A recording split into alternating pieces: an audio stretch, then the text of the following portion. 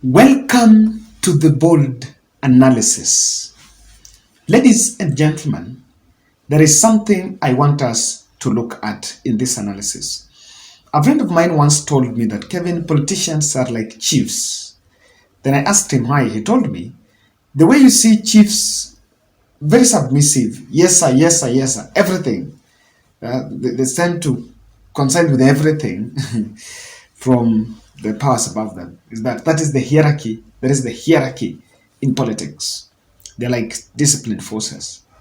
And he was telling me that when president calls anyone in this country, that person will pay attention and will go. So that was in the context of the State House meeting yesterday. I was in Kibera and I listened to a speech by a man I have always believed analeta mchanganyiko in Azimio, that man known as Wajakoya. He made this statement. Every member of parliament who is in Nairobi County is here because of Baba.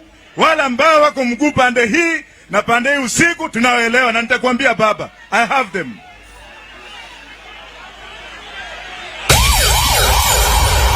Bwana Ladwa.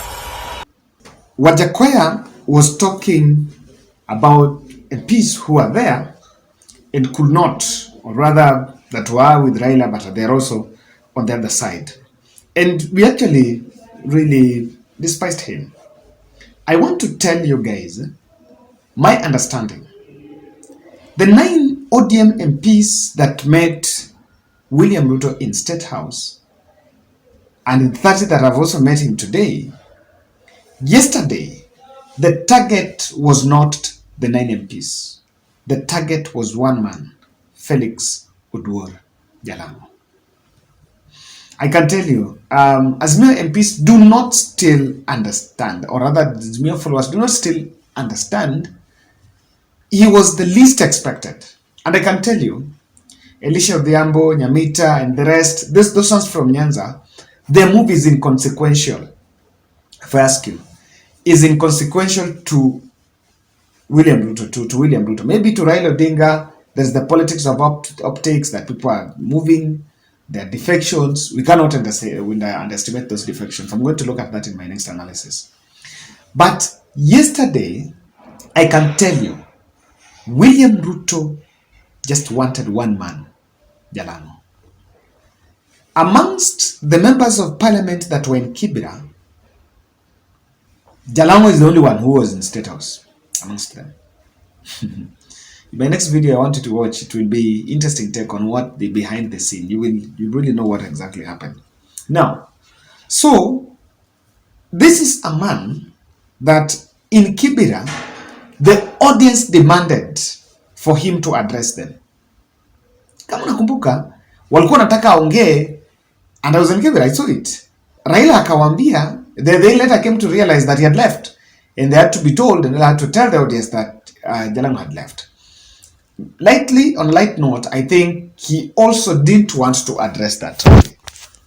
He also didn't want to talk. Aliingia tu kawasalimia. He did not want to make a speech in that rally. I understand that could be a possibility. And this is a man that enjoyed the fanatical following behind Raila. He is in a constituency that borders the Kibera, that many are asking, he has his voters also on this side. And he's a highly competitive constituency. Lang'ata is normally very competitive. Just go and check. I think Jubilee took it. Is it Jubilee or Wiper took it in 2017? No, Jubilee took it in 2017 when ODM and Wiper presented 2 candidates there. Each one of them presented a candidate, and the Jubilee candidate alipita katikati.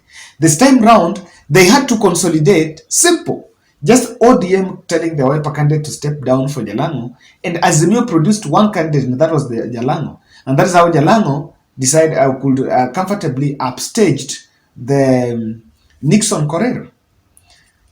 I don't understanding the fact that Nixon Korir had performed well in that county. So really, in terms of political strategy, sorry to say, on this one, Jalas, this was a wrong one. The timing was wrong. But he was the target. I will tell you why he was the target. Um, Sometimes people make decisions, and there are many factors that comes into it. I understand that he later said, he also, I think he made a statement saying that he went there to, I don't know, follow up on some affordable housing that is going on in Langata.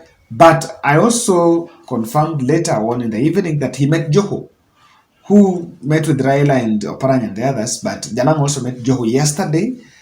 I think those photos are somewhere. If you check, you'll find. He also met JOHO. So what exactly is going on is that he was the target. He was the target. Kindly subscribe to our channel. I also want to still say that I was just doing a very small fundraiser, kidogo tu, for just a 1 week to raise some money. I'm a bit overwhelmed on a medical bill somewhere, my family member. So pin the number there, as little as that, what you can get, I will highly appreciate. This has been the most difficult one to do, especially kama unafanya yako. Unajua ukiongelea watu it's easy, but if it's you, it's a bit difficult. But again, I'll divulge more as time goes. Now, Ruto targeted Jalan'go. I want to tell you my point on this.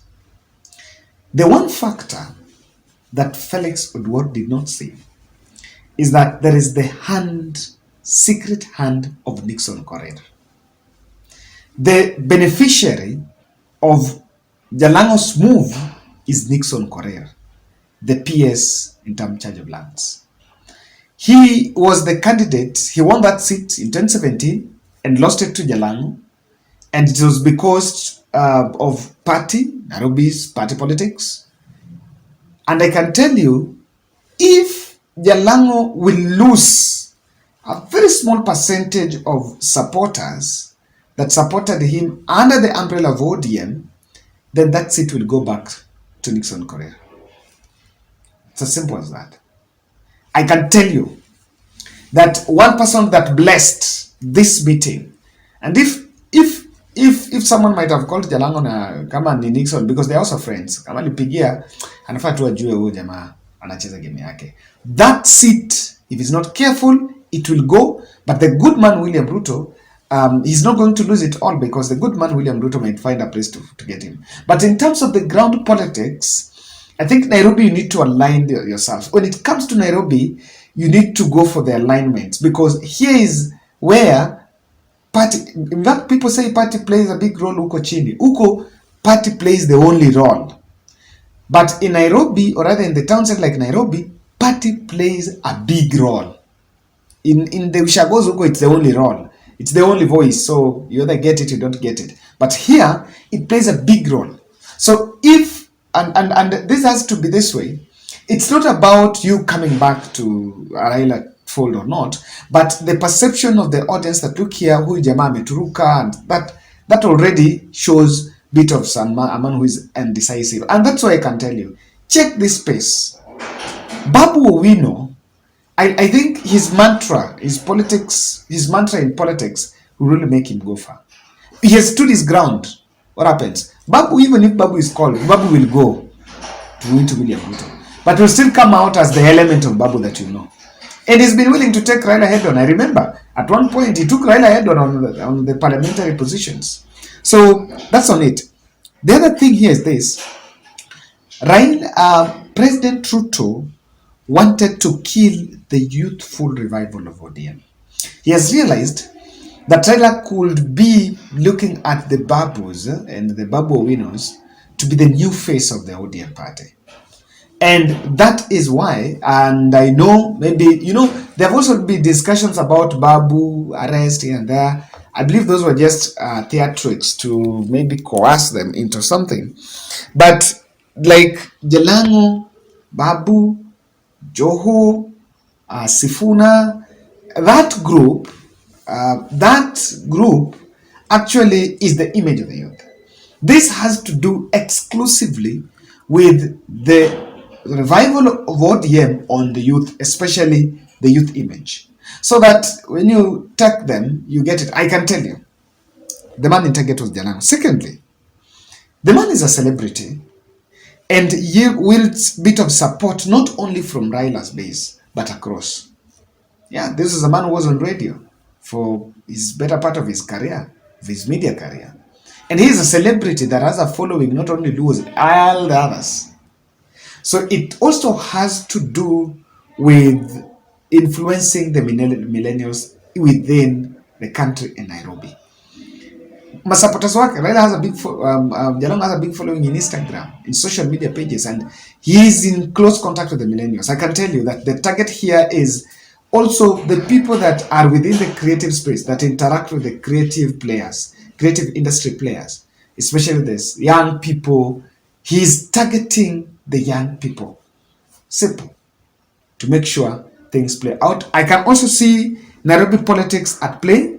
He's looking at the Nairobi question. Remember, in politics hapa, in Nairobi hapa, Raila has been carrying the day for better part. So Ruto is also trying to strategically place everything into space. And he was targeting. I can tell you, I don't think Elisha Odhiambo can give William Ruto, votes in game. I don't think it will take Elisha. It has to take, if it can take someone, then I don't know, Eliud Owalo will have given William Ruto votes in Bondo. It has nothing to do with that. For on terms of politics, someone asks what next. It's not the first time people are moving. Sabina Chege, Kanini Kega, people have moved even behind the scene. However, you also need to be very keen that something is going on and it has to be talked about. Let's meet in the next.